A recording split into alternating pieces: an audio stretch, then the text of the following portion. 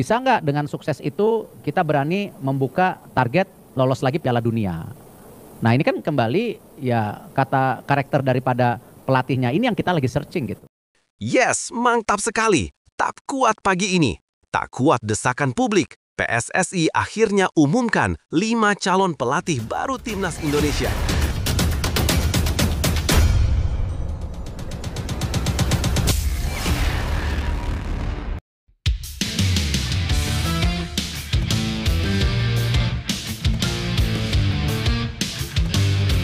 Yes, mantap sekali. Tak kuat pagi ini.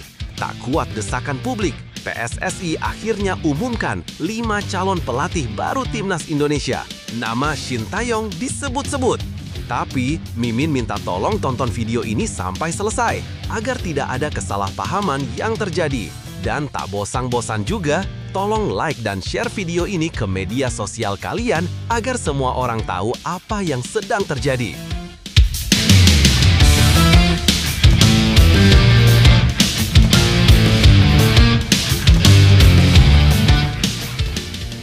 Sebelumnya diberitakan, setelah perpisahan dengan Patrick Kluivert, posisi pelatih Timnas Indonesia kini resmi kosong. PSSI disebut tak ingin gegabah dan sedang menyeleksi nama-nama pelatih terbaik yang dianggap cocok membesut skuad Garuda. Menariknya, sejumlah pelatih top dari Asia mulai dikaitkan dengan posisi tersebut. Bahkan ada yang terang-terangan menyatakan minat untuk menukangi Timnas Indonesia. Berikut 5 sosok pelatih asal Asia yang dinilai paling potensial memimpin skuad merah putih. 1. Timur Kapades sudah nyatakan tertarik. Pelatih asal Uzbekistan ini menjadi salah satu kandidat yang paling ramai dibicarakan. Dalam wawancaranya, Kapades sempat mengungkapkan ketertarikannya melatih Indonesia, meski saat ini ia masih berstatus asisten pelatih tim nasional negaranya. Sosok yang dikenal disiplin dan detail ini diyakini mampu membawa karakter kuat ke dalam permainan Timnas Indonesia. Jika diberi kesempatan menjadi pelatih kepala, Kapades bisa menjadi pilihan realistis dan menjanjikan. 2. Akira Nishino, ahli taktik berpengalaman. Nama Akira Nishino tentu sudah tak asing bagi penggemar sepak bola Asia. Mantan pelatih Timnas Jepang dan Thailand ini dikenal dengan strategi menyerang dan kemampuan membangun tim dari dasar. Saat melatih Jepang di Piala Dunia 2018, Nishino sukses membawa timnya lolos ke babak 16 besar sebelum disingkirkan Belgia secara dramatis. Ia juga punya catatan impresif bersama Thailand, termasuk kemenangan 3-0 atas Indonesia di Stadion Utama Gelora Bung Karno. Dengan pengalaman internasional yang matang, Nishino bisa menjadi figur tepat untuk meningkatkan kualitas Garuda. 3. Ange Postecoglou, juru taktik dengan filosofi menyerang. Pelatih berdarah Australia Yunani ini tengah berstatus bebas kontrak usai berpisah dengan Nottingham Forest. Postecoglou dikenal berani menerapkan gaya bermain ofensif dan progresif. Sebelumnya, ia sukses membawa timnas Australia menjuarai Piala Asia 2015 serta mengubah gaya bermain klub-klub yang ia tangani menjadi lebih modern. Namun, PSSI perlu menyiapkan dana besar jika ingin memimangnya, karena reputasi dan kualitasnya sudah di level Eropa. 4. Graham Arnold, si strategis dari Australia. Sosok Graham Arnold kini tengah menukangi timnas Irak, tetapi masa depannya belum pasti karena bergantung pada hasil kualifikasi Piala Dunia 2026. Arnold dikenal sebagai pelatih yang pragmatis namun efektif. Ia mampu memaksimalkan potensi pemain dan menyesuaikan strategi dengan kondisi tim. Jika PSSI menginginkan pelatih yang menekankan hasil nyata, Arnold bisa jadi opsi menarik. 5. Kim Pan-gon, pelatih serbabisa dengan lisensi Eropa. Nama Kim Pan-gon sudah tak boleh diabaikan. Mantan pelatih timnas Malaysia dan Hong Kong ini punya pengalaman luas di sepak bola Asia serta memegang lisensi UEFA Pro, tingkat tertinggi dalam kepelatihan dunia. Meski baru saja berpisah dengan klub Ulsan HD, pelatih usia 56 tahun ini dikenal piawai dalam membangun mental tim dan membentuk gaya bermain yang disiplin. Jika PSSI ingin pelatih muda yang energik dan visioner, Kim bisa jadi pilihan ideal. Nah, sebelum lanjut mendengar berita ini, untuk para netizen, keluarkan satu kalimat pamungkas untuk menanggapi kabar ini. Ayo teman, berikan tanggapan kalian di kolom komentar. Bravo Timnas, bravo PSSI. Ayo Garuda, buktikan bahwa level kita sudah dunia. Buktikan bahwa kita adalah raksasa Asia. Tiket Piala Dunia harga mati. Di sisi lain, jangan lupa juga satu kalimat khusus untuk Ketua Umum PSSI Erick Thohir yang sedang berusaha keras memajukan sepak bola Indonesia. Silahkan tulis di kolom komentar. Ayo terbang tinggi Garuda!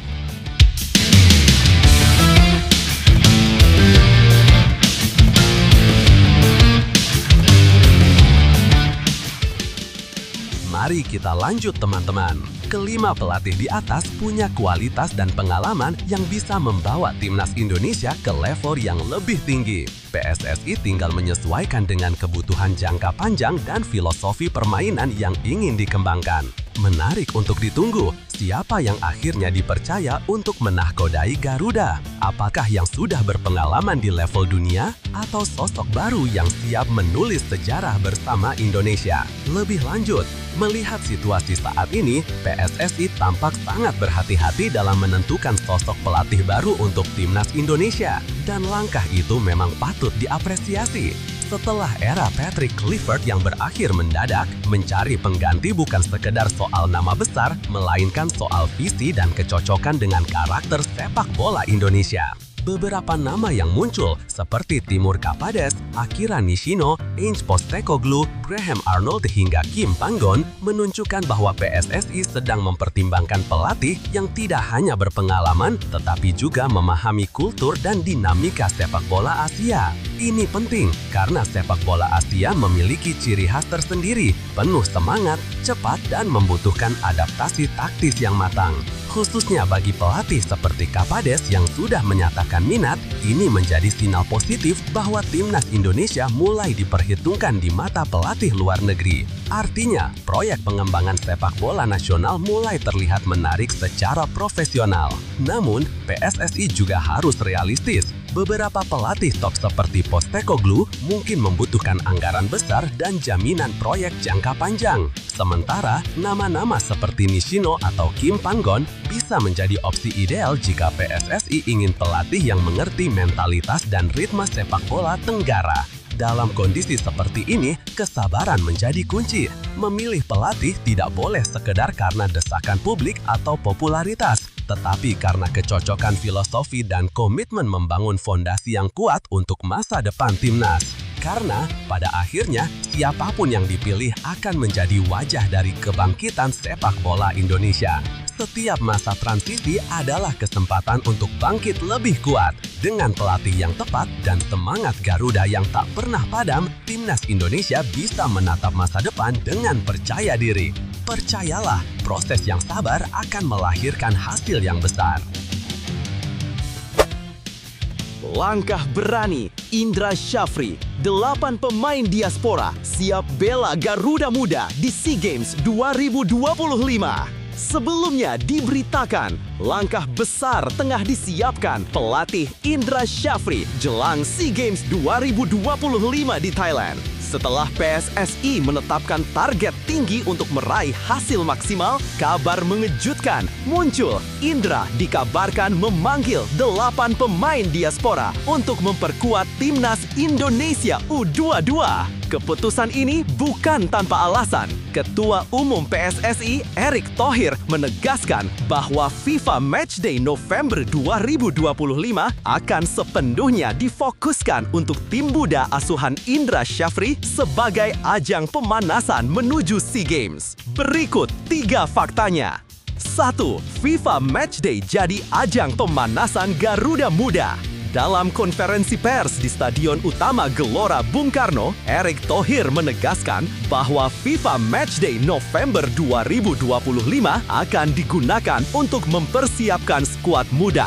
FIFA Matchday prioritas untuk persiapan SEA Games tim U23 di bawah Coach Indra Syafri karena Desember sudah SEA Games. Kita sudah rapat dan memanggil tim evaluasi dan verifikasi. Kita targetkan maksimal, ungkap Erick Thohir. Artinya, skuad U22 akan mendapatkan kesempatan langka tampil di level internasional pada agenda resmi FIFA. Tak hanya itu, klub tempat para pemain bernaung juga tidak berhak menahan pemain sebab status pertandingan ini sah di kalender FIFA. Bahkan, jika laga uji coba itu terdaftar sebagai FIFA Match A, hasilnya akan mempengaruhi peringkat FIFA Indonesia. Ini menjadi keuntungan ganda. Tim muda mendapat pengalaman internasional dan nama Indonesia bisa tetap naik di peringkat dunia. 2. 8 pemain diaspora masuk radar Indra Syafri. Salah satu yang paling mencuri perhatian adalah rencana Indra memanggil 8 pemain diaspora muda yang kini berkarir di luar negeri. Nama-nama seperti Marcelino Ferdinand AS Trencir, Adrian Wibowo Los Angeles FC, dan Ivar Jenner Jong Utrecht disebut masuk dalam daftar panggil. Selain itu, ada juga Justin Hubner, Fortuna Sittard, Mauro Zylstra, FC Volendam, Dion Marks, Top Os, Tim Gapens, FC Emmen, dan Miliano Jonathans, FC Utrecht. Dengan materi pemain seperti ini, skuad Garuda Muda berpotensi tampil lebih solid dan kompetitif di kawasan Asia Tenggara. Pemain diaspora memiliki jam terbang tinggi di kompetisi Eropa yang bisa membawa warna baru bagi permainan Indonesia. Indra Syafri dikenal sebagai pelatih yang berani bereksperimen dengan pemain-pemain muda berbakat, termasuk mereka yang tumbuh di luar negeri. Kombinasi talenta lokal dan diaspora bisa jadi kunci kejutan di SEA Games mendatang. 3. Tantangan besar. Apakah diaspora bisa tampil di SEA Games 2025?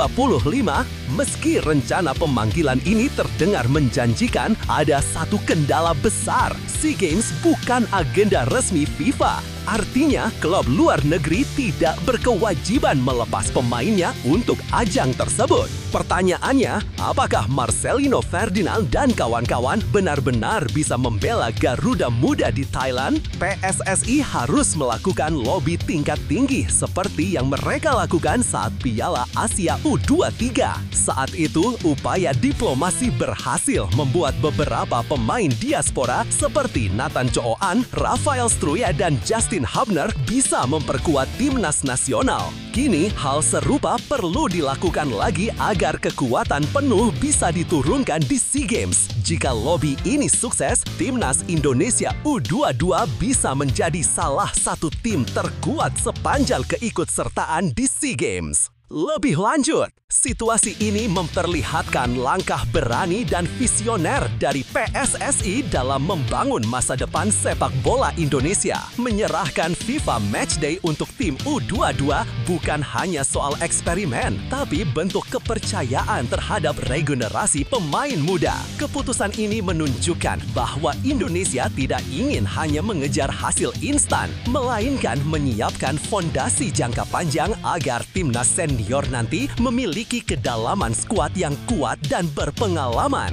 Namun di sisi lain tantangan besar menanti. Mengandalkan pemain diaspora berarti PSSI harus mampu menjalin komunikasi dan diplomasi yang baik dengan klub-klub Eropa. Tidak mudah meyakinkan mereka melepas pemain di luar jadwal FIFA, apalagi untuk turnamen seperti SEA Games. Meski begitu, jika semua pihak bisa bersinergi, langkah ini bisa jadi momentum penting menuju kebangkitan sepak bola nasional. Langkah ini menunjukkan bahwa mimpi besar menuju pentas Asia dan dunia tidak sekedar wacana. Ini adalah bukti bahwa Indonesia mulai berpikir strategis, membangun kekuatan dari akar yang benar, pembinaan usia muda, dan keberanian memberi kepercayaan kepada generasi penerus. Setiap langkah besar selalu dimulai dari keberanian untuk berubah. Keputusan PSSI dan Indra Syafri ini mungkin penuh risiko, tapi di sanalah letak maknanya. Karena tidak ada kemajuan tanpa keberanian mengambil langkah pertama. Untuk para pemain muda Indonesia, inilah saatnya membuktikan bahwa kalian bukan sekedar pelapis, tapi penerus sejati. Jadikan setiap latihan, setiap pertandingan, dan setiap kesempatan di lapangan sebagai tanggung yang tak kenal takut. Ingat, sejarah tidak diukir oleh mereka yang menunggu waktu yang tepat, tapi oleh mereka yang membuat waktunya menjadi tepat. Garuda Muda, terbanglah lebih tinggi karena masa depan sepak bola Indonesia ada di pundak kalian. Andai tak menolak tawaran Timur Tengah, Shin Tae-yong kini disebut menyesal setelah dipecat timnas Indonesia. Sebelumnya diberitakan, setelah dipecat dari kursi pelatih timnas Indonesia pada awal Januari 2025, Shin Tae-yong ternyata sempat dilirik sejumlah negara Asia Barat yang tengah bersiap menuju Piala Dunia 2026. Namun tawaran itu ia tolak dan kini muncul penyesalan di balik keputusannya. Mantan penerjemahnya Jeong Seok-so membocorkan fakta menarik tentang peluang besar yang dilewatkan sang pelatih asal Korea Selatan itu. Berikut ini 3 faktanya. 1. Tawaran menggiurkan dari negara Asia Barat ditolak Shin Tae-yong. Usai didepak dari timnas Indonesia pada 6 Januari 2025, Shin Tae-yong ternyata tak butuh waktu lama untuk kembali dilirik banyak pihak. Menurut Jeong Seok-so atau yang akrab disapa JJ, pelatih berusia 50 tahun itu sempat didekati beberapa negara Timur Tengah. Negara-negara itu bahkan punya peluang besar untuk tampil di Piala Dunia 2026. Ada beberapa negara yang mendekati coach Shin Tae-yong setelah dipecat timnas Indonesia. Negaranya dari Timur Tengah, ungkap JJ dalam kanal YouTube Gold Media. Ia menambahkan, negara-negara tersebut berada di babak keempat kualifikasi Piala Dunia 2026 zona Asia. Bahkan ada yang sudah hampir pasti lolos. Namun Shin memilih tidak menerima tawaran itu. Alasannya, menurut JJ, ada kaitannya dengan kompensasi pemecatan dari PSSI. Sampai lunas, Coach Shin Tae-yong tidak boleh kerja. Kalaupun boleh, gaji dikurangi, ujarnya.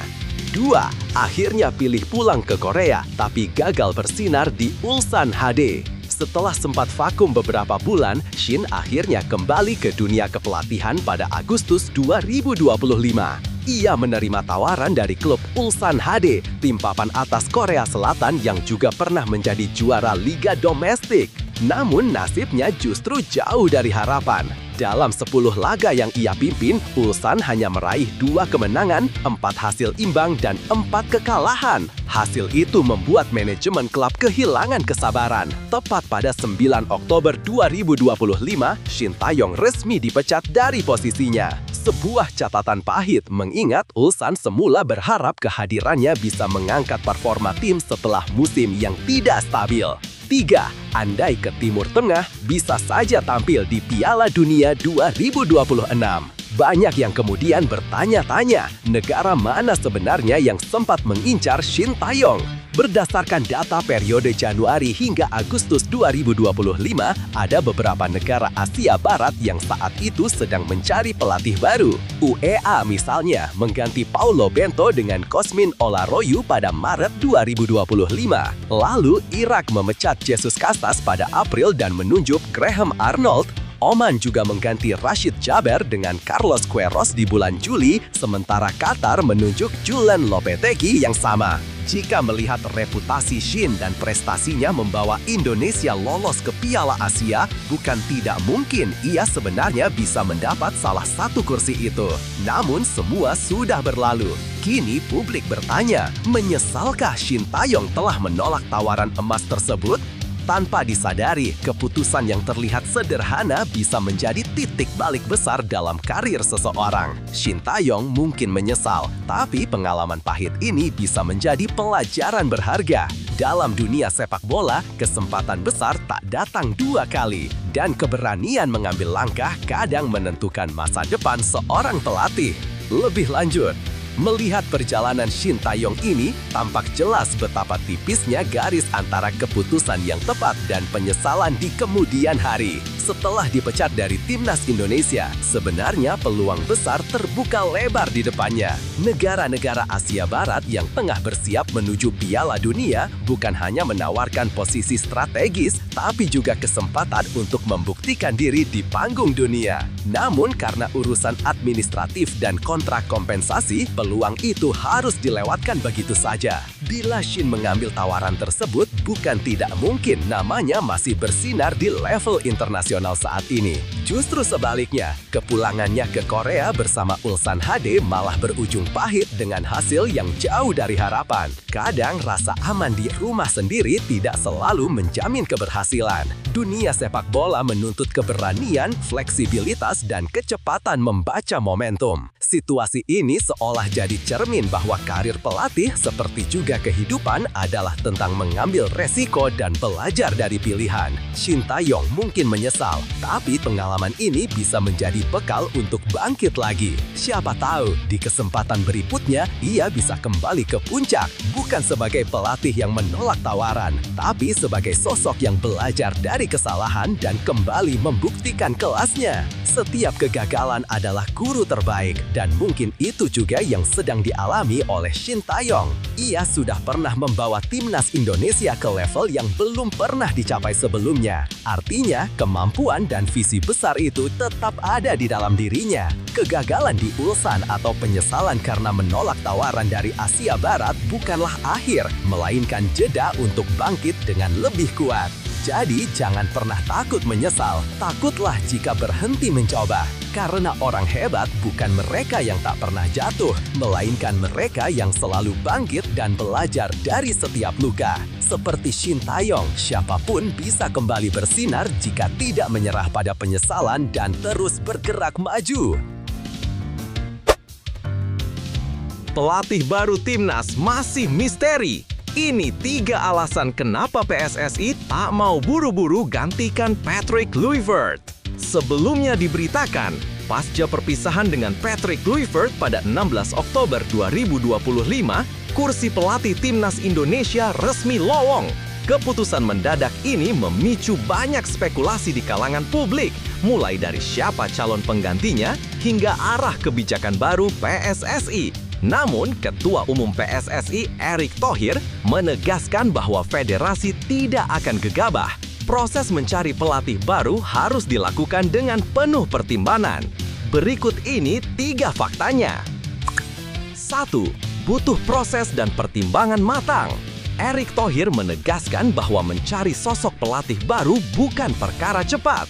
Menurutnya, PSSI harus benar-benar memastikan kandidat yang datang mampu membawa timnas Indonesia ke level yang lebih tinggi. Saya rasa kami tidak terburu-buru menunjuk kepelatihan, ujar Erick dalam konferensi pers di Jakarta Minggu 26 Oktober 2025. Ia menambahkan keputusan ini bukan hanya soal mengganti sosok di pinggir lapangan, melainkan menentukan arah masa depan sepak bola nasional. Erick yang juga menjabat sebagai Menteri Pemuda dan Olahraga menegaskan bahwa pembahasan masih terus dilakukan bersama Direktur Teknik Alexander Swiers dan Ketua Badan Timnas Nasional Sumarji. Kriteria pelatih pun belum ditetapkan secara final karena proses diskusi masih berjalan. 2. Banyak nama tapi belum ada kontak resmi. Nama-nama besar mulai bermunculan sebagai calon potensial. Dari Louis van Gaal, Jesus Casas, Timur Kapadze, hingga Shin Tae-yong yang disebut-sebut bisa kembali menukangi skuad Garuda. Namun Erick memastikan semua itu baru sebatas rumor. Belum ada bayangan karena kami belum masuk kategori searching. Kalau ditanya apakah kami sudah mengontak calon pelatih, ia belum, tegasnya.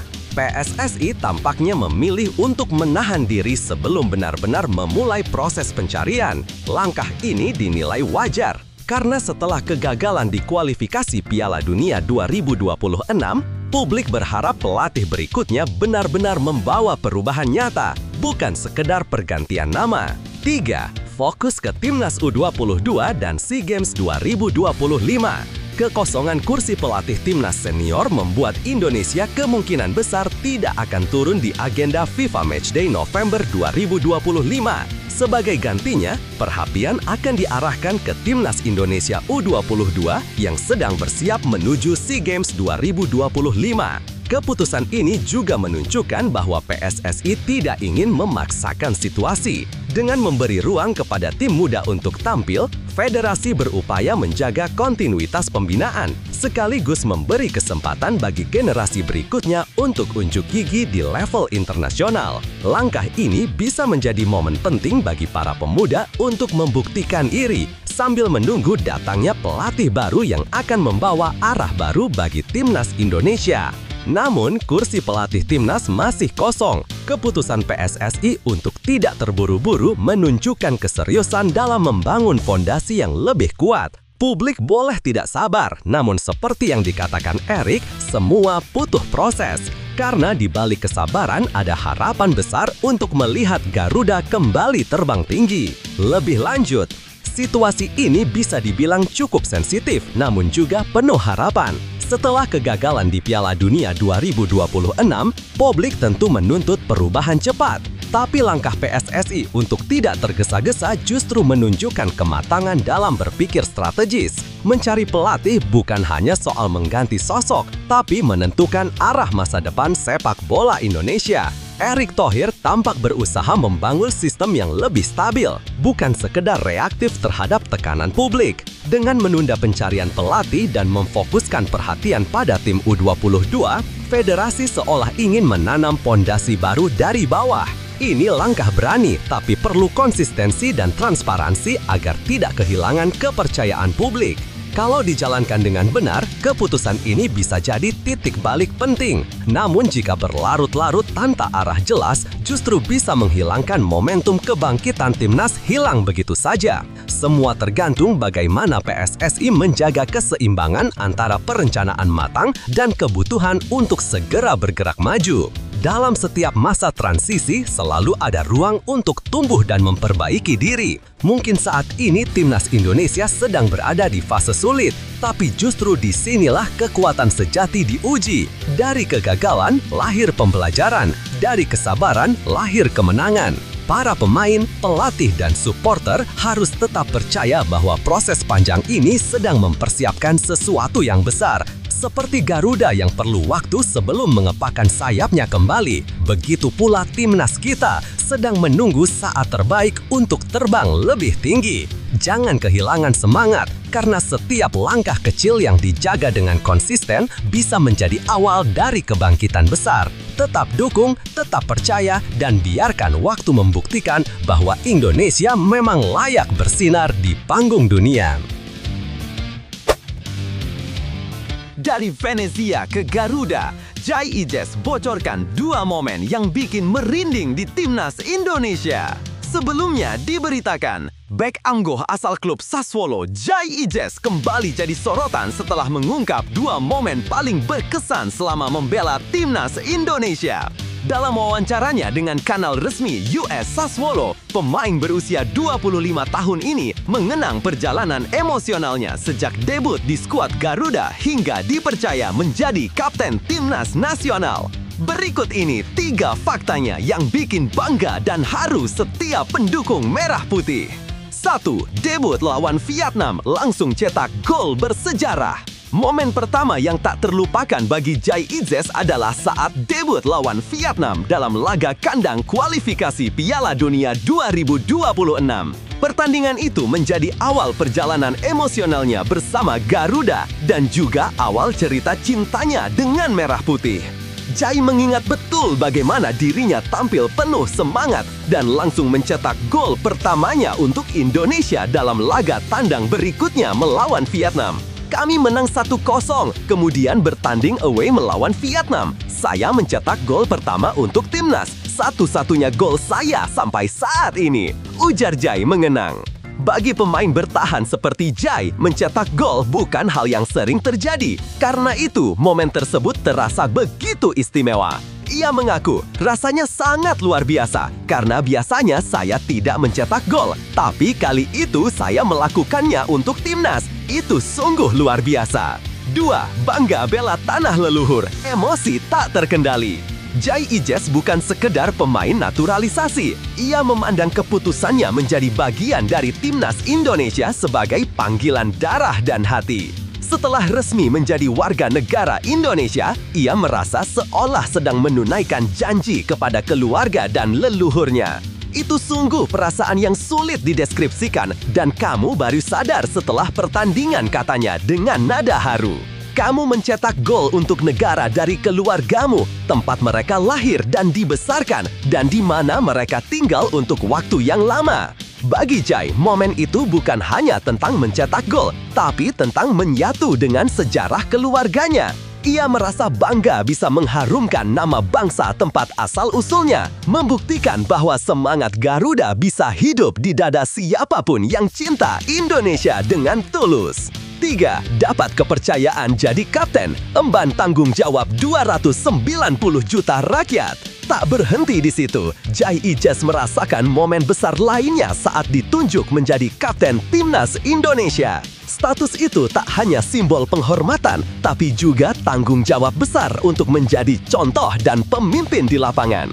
Beberapa bulan kemudian, saya ditunjuk sebagai kapten. Itu merupakan kehormatan yang lebih besar yang diikuti dengan tanggung jawab, ujarnya. Kamu mewakili tim, tapi juga mewakili negara, mewakili hampir 290 juta orang di tempat keluarga saya berasal. Jai menyadari bahwa ban kapten di lengannya bukan sekedar kain, melainkan beban dan kehormatan yang harus dijalankan sepenuh hati. Ia bertekad terus membalas kepercayaan itu dengan performa terbaik dan dedikasi tinggi. Dedikasi tutupnya penuh semangat. Jai Ijes kini menjadi simbol semangat baru timnas Indonesia. Generasi pemain yang tak hanya bermain untuk kemenangan, tapi juga untuk kehormatan dan kebanggaan bangsa. Langkahnya di Eropa boleh jauh dari tanah air, namun jiwanya tetap merah putih. Lebih lanjut, kisah Jai Ijes adalah cerminan bagaimana sepak bola bisa menjadi jembatan identitas dan kebanggaan nasional. Dalam situasi saat banyak pemain naturalisasi diragukan loyalitasnya, Jai justru menunjukkan hal sebaliknya. Ia bukan hanya datang untuk bermain, tapi untuk menyatu dengan semangat bangsa yang ia bela. Setiap gol, setiap tackle, dan setiap ban kapten di lengannya punya makna emosional yang dalam. Bukan demi popularitas, tapi untuk mengangkat nama Indonesia di mata dunia. Ketenangan dan profesionalismenya di lapangan juga memberi contoh berharga bagi pemain lokal bahwa menjadi bagian dari timnas bukan soal asal-usul, tapi soal hati dan dedikasi. Jai telah membuktikan bahwa darah Indonesia tak hanya mengalir lewat garis keturunan, tapi juga lewat pengabdian dan cinta terhadap merah putih. Dari kisah Jai Ijes, kita belajar bahwa kebanggaan bukan datang dari tempat kita lahir, tapi dari tempat kita memilih untuk berjuang. Ia meninggalkan zona nyaman di Eropa, lalu datang ke Indonesia untuk membela lambang Garuda di dada. Sesuatu yang dilakukan dengan sepenuh hati dan rasa hormat. Tak peduli dari mana asalmu, selama kamu punya tekad dan cinta pada apa yang kamu lakukan, kamu bisa memberi arti besar bagi banyak orang. Jadi teruslah berjuang dengan hati, karena seperti Jai Ijes, mungkin perjuanganmu hari ini akan jadi inspirasi bagi generasi yang akan datang.